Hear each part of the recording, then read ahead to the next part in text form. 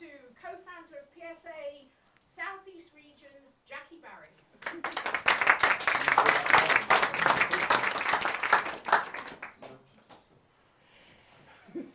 It is almost exactly 16 years since I started my freelance business. It's my birthday on the 6th of April. When I was in corporate life, prior to going freelance as a copywriter, I thought, what shall I call myself?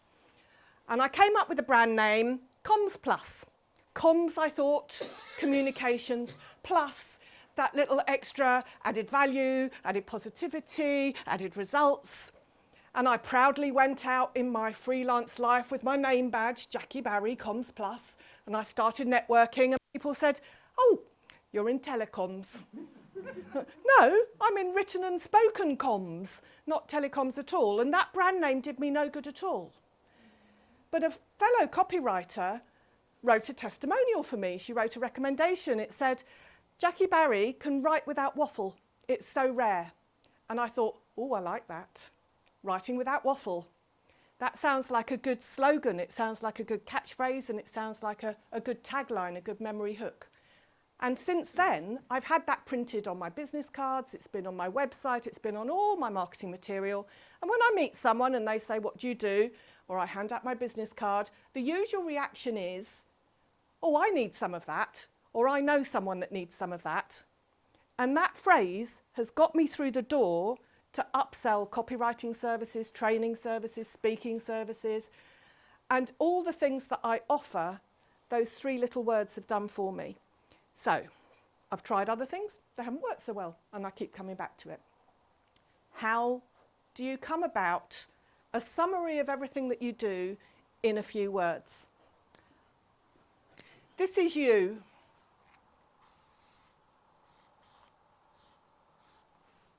And this is your ideal customer. Now, you've got a message that you want to communicate.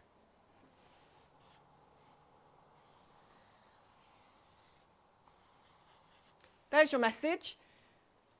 And what you want to do is get that message into the head of your ideal customer. But what is in their head is a thought.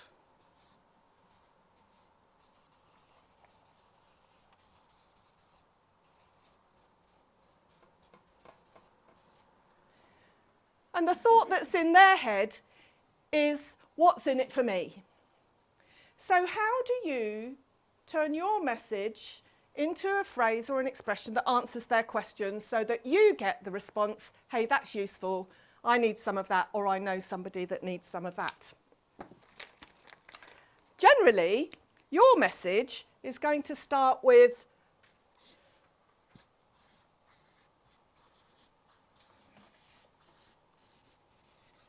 going to include the words I, us, we, our, because it's generally the business owner or the company talking about themselves.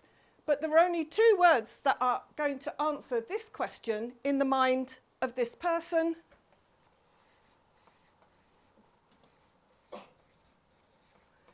And it's you and your.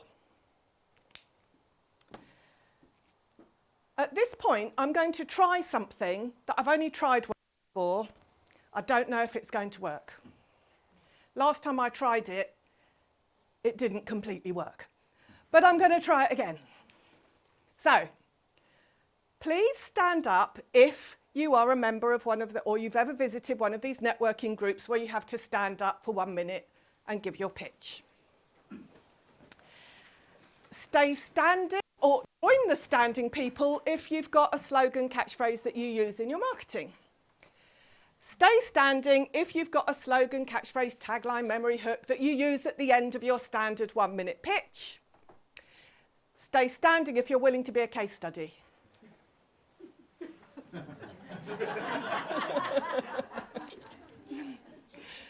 This is where it could all go horribly wrong. Okay, let's go round the room. Amwin, what's your slogan? I actually have more than one. Well, just choose one for now. But generally I say I'll make your marketing more fruitful. I make your marketing more fruitful. Okay. This is, by the way, also your chance to tell everyone in the room what you do. So, sorry. Write your book, grow your business. Write your book, grow your business. And behind you, Henry. Leaders for a better future. Leaders for a better future. How many more have we got? Jez? Oh, sorry, I missed Jerry. Jerry? Saving the world from bad customer service. I like that so much, I'm going to say sit down. I can't improve it. Thank you. Jez? It's all about confidence. Barnaby? I make all your marketing work. Right. Can I stand up now? Or is it too late? I spoke to you at reception and you said you hadn't even got a tagline and I spoke to you then. Have you thought of one? Well, I kind of have. Go on then, what is it? I help understand money and make it work for you. I help understand or I help people understand money I help people understand money. and how to make it work for them. You see how rubbish it is. Okay, thank you. Now my big plan was to pick 3 of these and improve them. So give me just a moment. Which am I going to pick? Let's take Amwin and write your book, grow your business is fine. So we're not going to play with that this evening. Thank you. We've already said same. It's all about confidence. So we'll do Jez. And if there's time, we'll do Jasmine. So Barnaby can sit down as well and Henry can sit down. Okay, so first, Anwen, if you'd like to join me up here.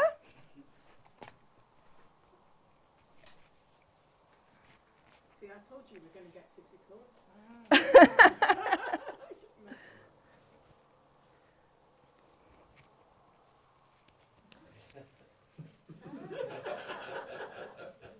Are you ready for this, Annie?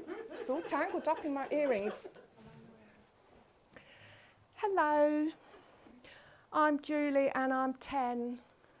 What do you do? I help people launch and grow their businesses and get more customers more effectively. That's not what I thought you were going to say. I thought you were going to say you make fruitful something.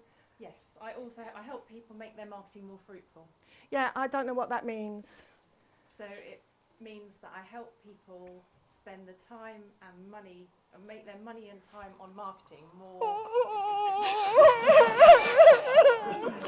don't do 20-10-year-olds. But I don't get it, Amwen, sorry. Okay, I help people reach more customers Yeah, more effectively. okay. Thank you. I will tell my mum and daddy. Do you see how looking at Amwen's phrase from a whole different perspective and change it into something that could potentially be clearer than it was before, although I know where the fruitful comes from. So, to thank you, you get a free book and a round of applause from the audience. Who was all about confidence? Not anymore.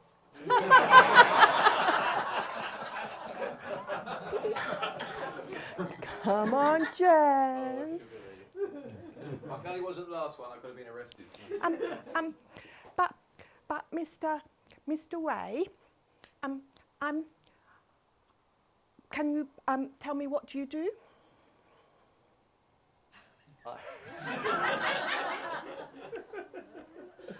You're a digger. You dig. I help you with the confidence to walk up to the front of this room, turn round and deliver a speech.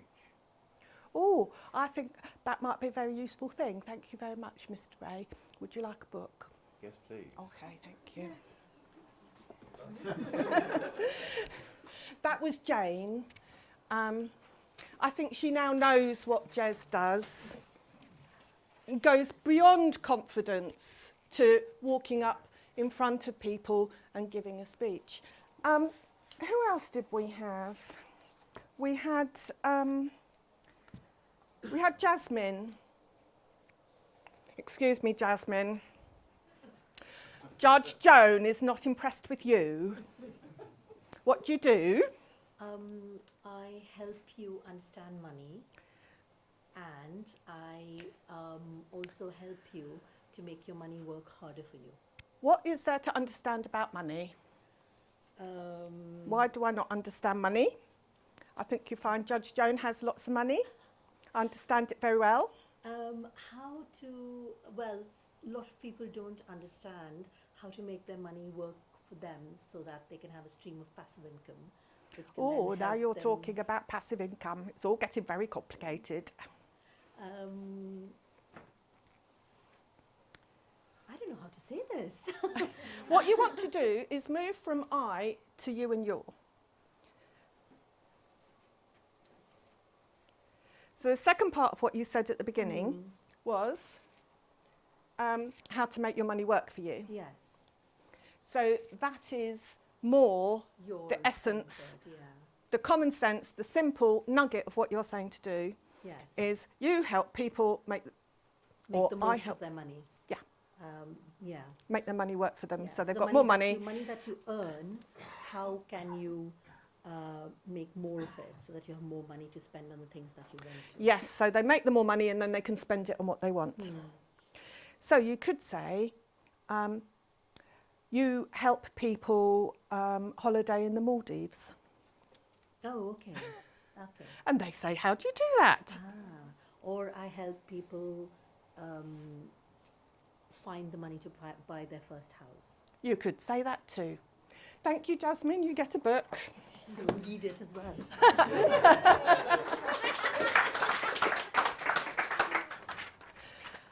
During the mini break, everyone got a blank piece of paper, which you will now need. If you haven't got one, my glamorous assistant will ensure that you do get one. You don't need a pen, by the way. All you need is your piece of paper, and you need to shut your eyes. Trust me, I can see your eyes. I can see whether or not they're open. And for this exercise, they need to be shut. So please close your eyes, and that includes Linda. Includes Janice. And fold your piece of paper in half. We'll do this really quickly. Tear off a little piece in the top right-hand corner. Fold the page in half again, keeping your eyes shut, and tear off a little piece in the top right-hand corner. Fold it in half a third time, tear off a little piece in the top right-hand corner. Still with your eyes shut, it does get more difficult now, I understand this. Tear off a little piece in the top right-hand corner. I'm struggling with this. Might need your teeth, I don't know. Once you have done that, you may open your paper, open your eyes, and if you have exactly the same as me, I will give you £10.